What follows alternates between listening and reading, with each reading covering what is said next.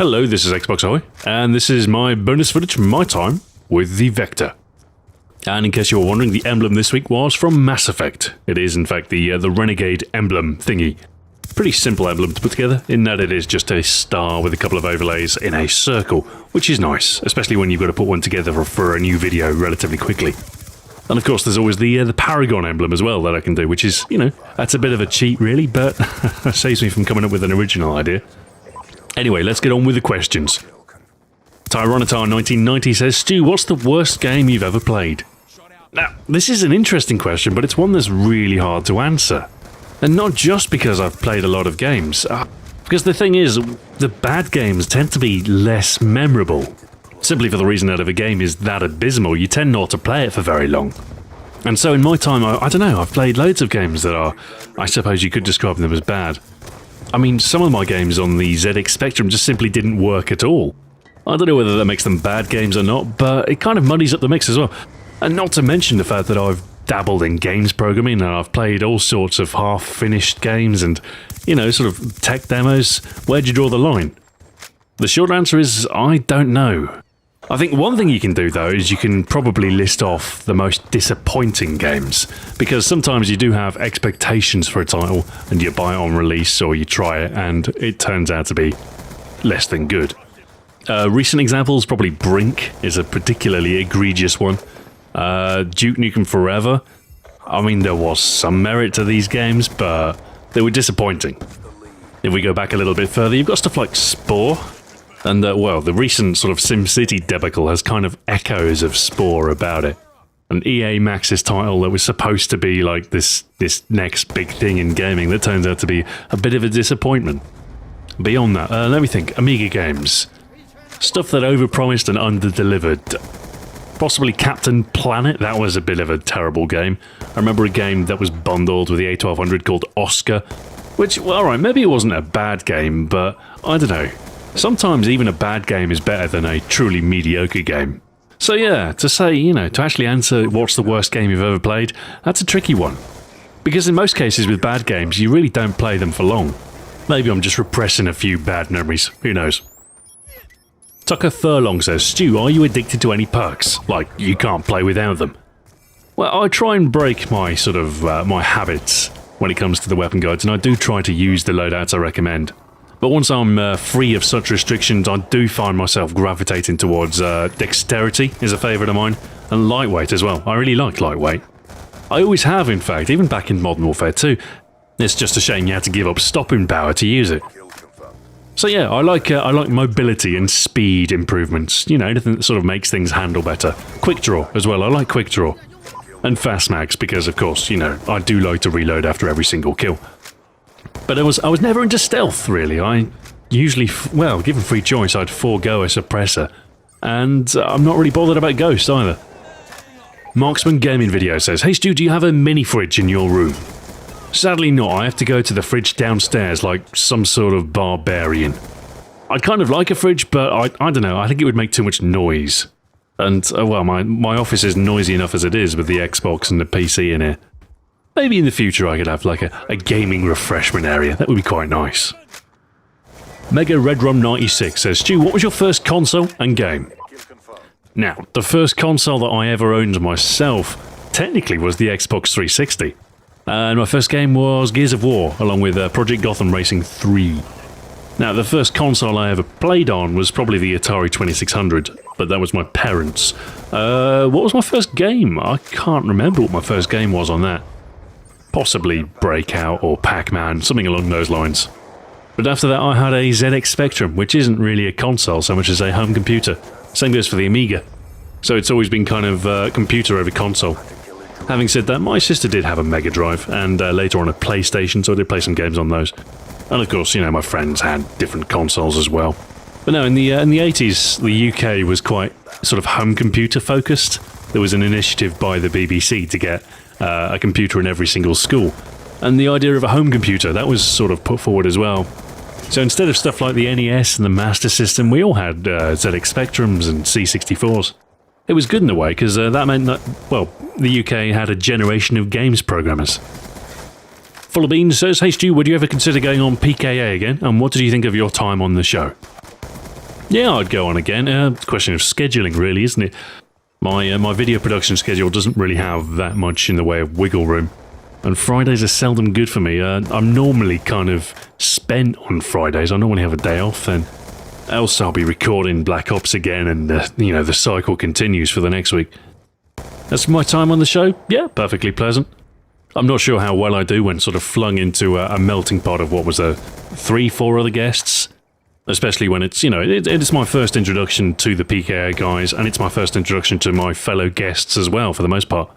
But yeah, I suppose I should get on the podcast circuit at some point again. Start interacting with the community and all that. Oh, what a bother. Michael Hancock says, beer question. Stu, all of the drinks in the BGE and the drinks you have talked about on Hoy Xbox channel seem quite exotic. Where can I, living in England, get these drinks? Tesco would be best, winky face. Well, you would be surprised at how many beers Tesco actually carry. They're actually not half bad. I get quite a lot of my sort of regular drinking beers from Tesco. I've been drinking a lot of stouts recently. I do enjoy the darker beers. But you can get a whole range of the Belgian stuff, even American stuff now as well from Tesco. Otherwise, if you're looking for the really exotic stuff, like the rare stuff, then my first port of call would probably be beersofeurope.co.uk. That's my go-to online beer boutique. And their stock varies. I mean, sometimes they're out of stock on stuff. But they do have a very wide range, and it's not just Beers of Europe, it's also, they've got the American stuff as well. But for the most part, here in the UK at least, large supermarkets tend to be a fairly good starting point. At the very least, you can normally get a few German, a few Belgian, and normally a decent selection of English ales as well. Griggs4785256 says, Stu, since you said that you won't be doing only Call of Duty at some point in time, would you consider doing Battlefield 4 weapon guides? Short answer, probably not weapon guides. The trouble with weapon guides is that there tends to be quite a lot of weapons in games like Call of Duty or Battlefield. There's 39 now in Black Ops 2. There was 50 in Modern Warfare 3. I don't know how many there are in Battlefield 3, but I bet if I did one per week, I'd be doing it for most of the year. And I don't know, tying yourself to one game for an entire year, it's a huge risk, and you get bored as well. I always get a little bit antsy around about March, April time. I'm starting to think, I wish I was done with Black Ops 2. It's not that I don't enjoy the game, I still kind of like it. I'm just getting, I'm getting new ideas, I'm getting itchy to do other stuff. I suppose, that's where the April Fool's video comes in. That's kind of like my mid-season mark. It's a chance to actually do something which isn't Call of Duty, which is really refreshing. So, as far as Battlefield 4 is concerned, I'd be really hesitant to sort of tackle anything like a long series. So I suppose that begs the question, what would you do then?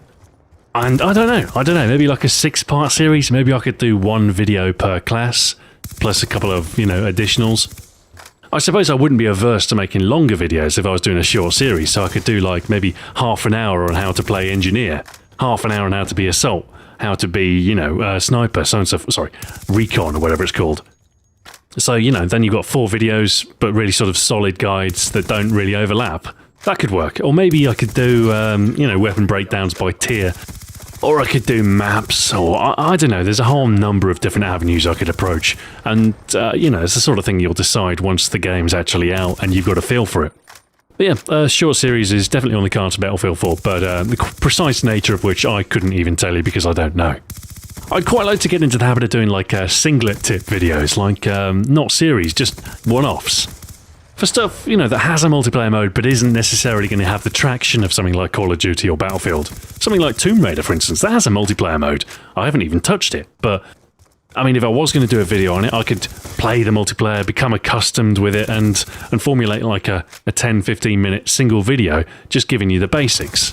I mean, I might have done that, but I'm kind of bogged down in the whole Call of Duty thing, it's just part of the reason why I want to move away from the really long series, the 20 plus, well, 40 plus in the case of Call of Duty, just because it means I can be so much more flexible. I can actually sort of cover new games whilst they're relevant and be just so much more agile and so much more varied. So that's the direction I'm steering towards, but we'll see how things turn out. You never know. Paul Harmer says, since the release of Camo and Reticle DLC, do you think they'll release Score Streak DLC? Well, I don't have an inside edge on this front, so Well, I don't know, they could, I suppose, but it strikes me as unlikely. The thing about camo, about reticles, is that they are fundamentally just aesthetic. They don't really impact the game in any meaningful way. Whereas a score streak, I don't know, I feel that has more of an impact, doesn't it? So I don't know, I think that would be very difficult to do right. As far as stuff like weapon DLC, I actually don't know whether they'll be doing any more weapons, but I suspect they'll be doing one weapon with each of the remaining 3 packs. I mean, it kind of makes sense.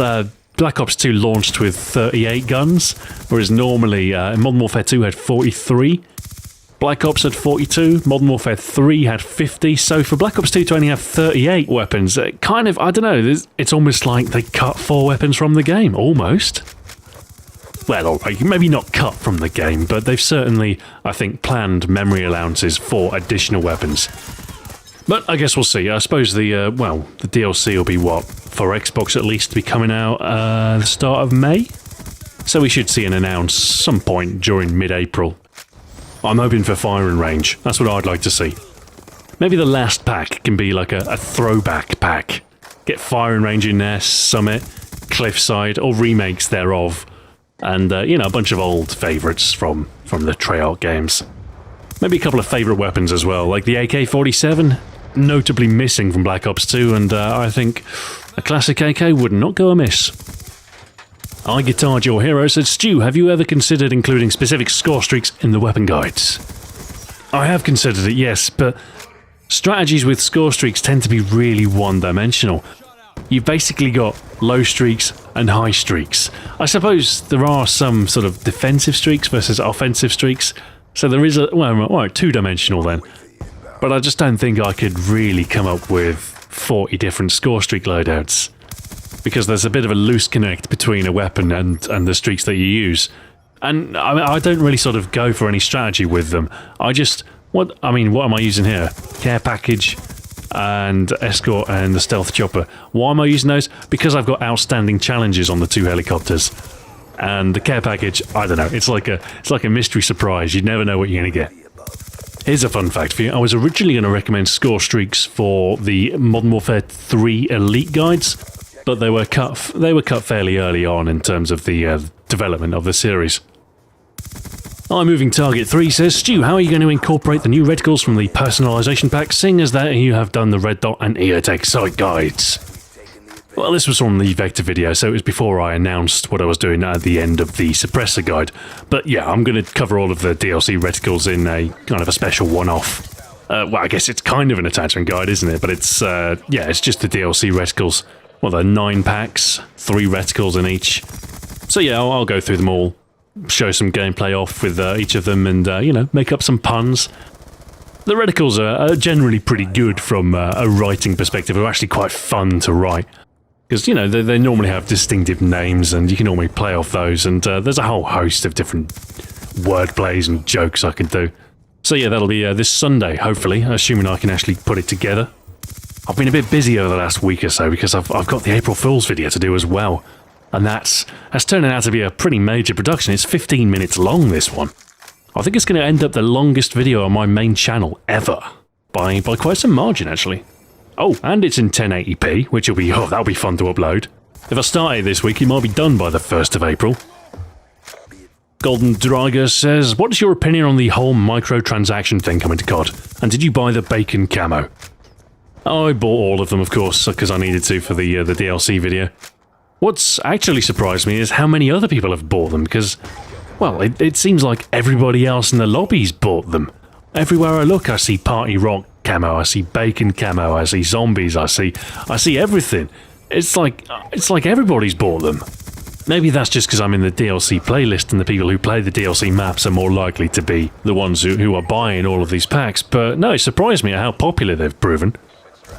As for what I think of them, well, I guess I don't really mind them because they are purely aesthetic. But, with the guns they're adding and all of this additional sort of microtransactions, I don't know. It kind of feels like Call of Duty is becoming a more expensive game. Maybe it'd be a less of a bitter pill to swallow if the game was free to play instead of being, $60. Although I have to admit, I do like content being added to the game after launch.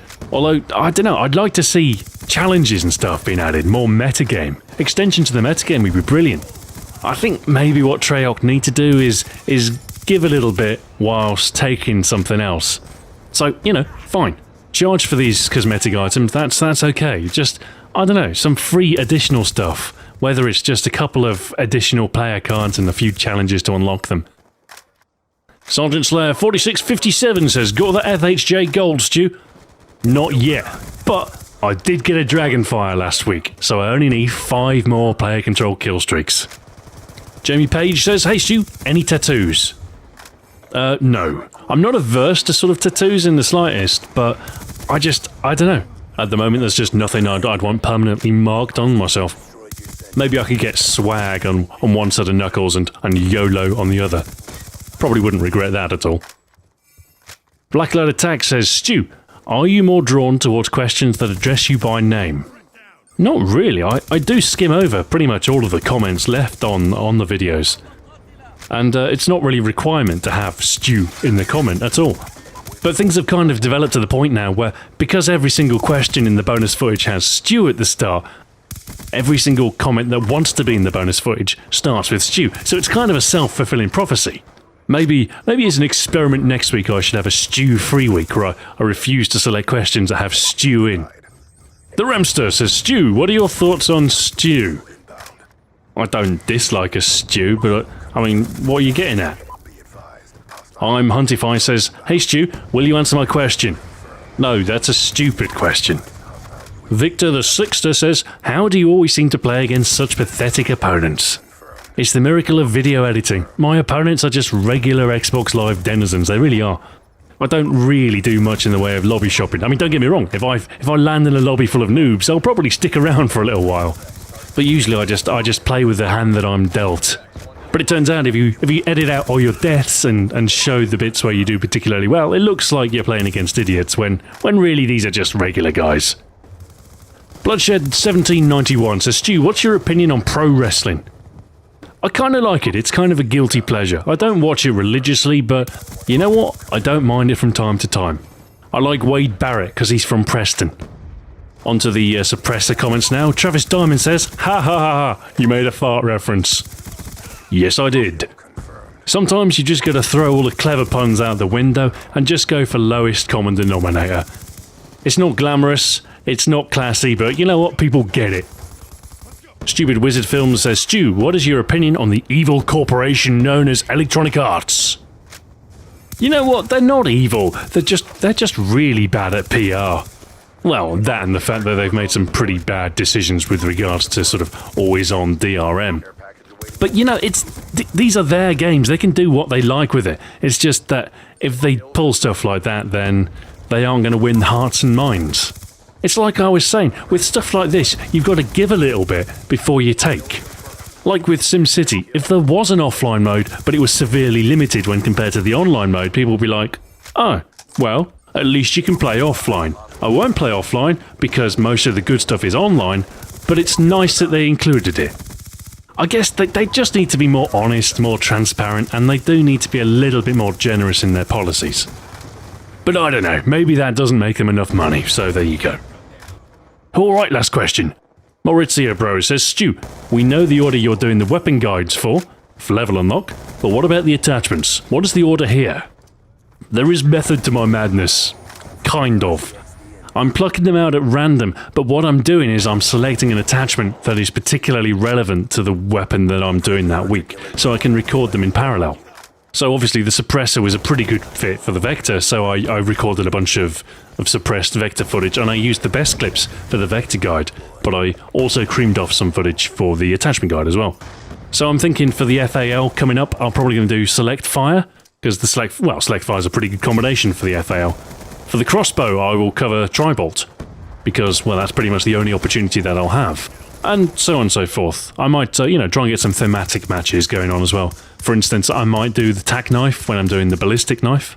Otherwise, I'm just going to meander through without too much of a structure, just because, it's a secondary series. Anyway, that's the end of the questions. That's the end of the clips. So, thank you very much for watching. I shall see you on Friday for the B23R guide, and on Sunday for the DLC Reticles guide. And hopefully, if I get time this weekend, I'll do a Let's Play of Gears of War Judgment as well, because I should have that arriving in the post. So anyway, thank you for watching, and until next time, farewell.